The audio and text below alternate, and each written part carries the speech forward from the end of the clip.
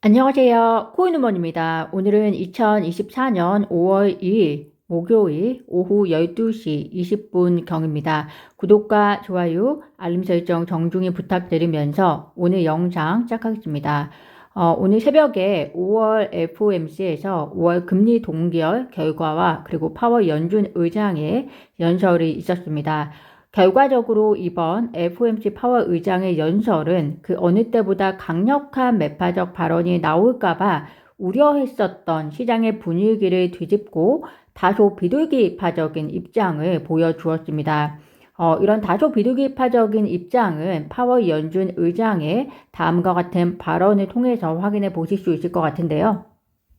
연준의 목표는 무조건 2%가 확실하다는 점, 데이터가 이를 보여줄 때까지 금리 인하는 없다는 점. 그렇지만 현재 금리는 충분히 제한적인 상태로 다음 금리 인상은 없을 것이라는 점으로 정리해서 보여드릴 수 있을 것 같습니다.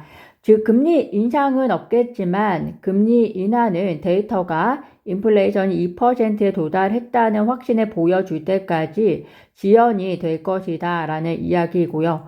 인플레이션이 2%에 도달하기 위해서 가장 중요한 것은 결국에는 고용시장의 열기가 꺾이는 것이 중요할 것 같습니다.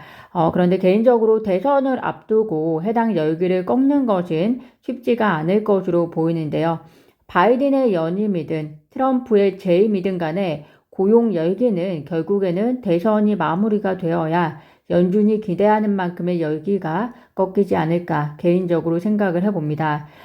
이런 다소 비둘기파적인 발언으로 인해서 어제까지만 해도 금리 인하가 12월에 가서야 한 차례 정도 있을 것으로 CME 패치가 예상을 했었는데요. 지금은 11월로 한 달 정도 앞당겨진 것으로 볼 수 있습니다. 그 어느 때보다 매파적 발언에 대한 우려가 많았음에도 불구하고 다소 비둘기파적인 연준 의장의 발언이 있었었고요. 동시에 5월 FOMC가 마무리가 되면서 불확실성이 거쳤음에도 현재 비트코인 가격은 매도 압력에서 회복을 못하고 있는 상황입니다.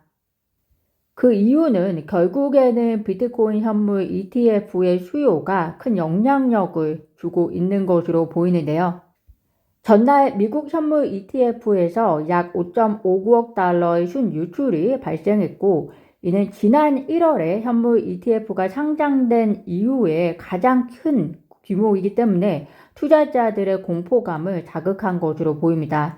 특히나 블랙록의 비트코인 현물 ETF IBIT에서조차 유출이 발생하면서 현재 암호화폐 시장의 투자자들의 공포 탐욕 지수가 6개월 만에 중립에서 공포로 전환이 되었는데요.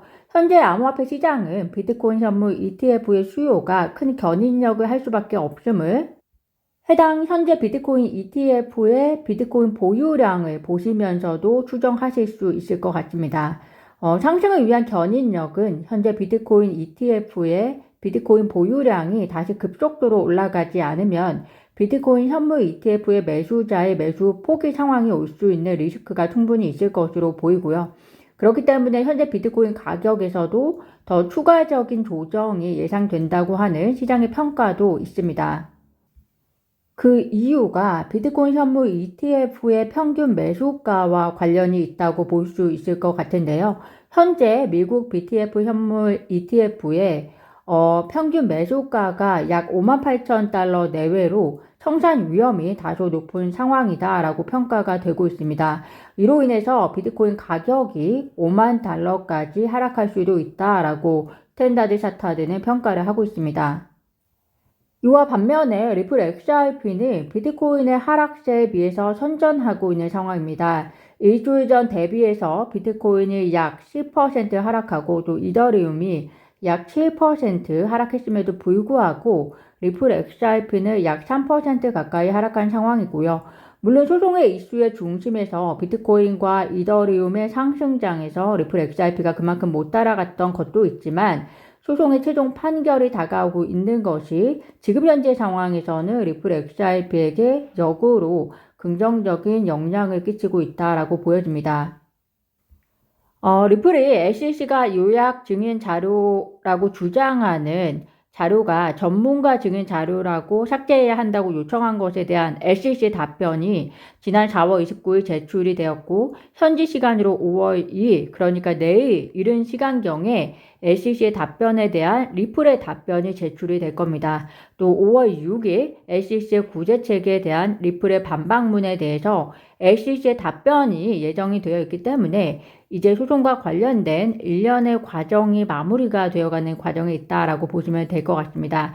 이런 점이 XRP에게는 비트코인의 큰 조정장에서 좀 더 유리하게 다가왔을 것이라고 생각이 들고요. 동시에 최근 리플의 파트너십들이 일본과 그리고 아시아에서 XRP 채택이 더 공고히 진행이 될 것이라는 것도 긍정적 기대감으로 작용을 한 것 같습니다. 오늘 제가 준비한 소식은 여기까지입니다. 오늘은 기사가 많지가 않아서 짧게 준비를 했는데요. 오늘도 영상 시청 진심으로 감사드리고요. 구독과 좋아요, 알림 설정은 코인 우먼에게 큰 힘이 됩니다. 감사합니다.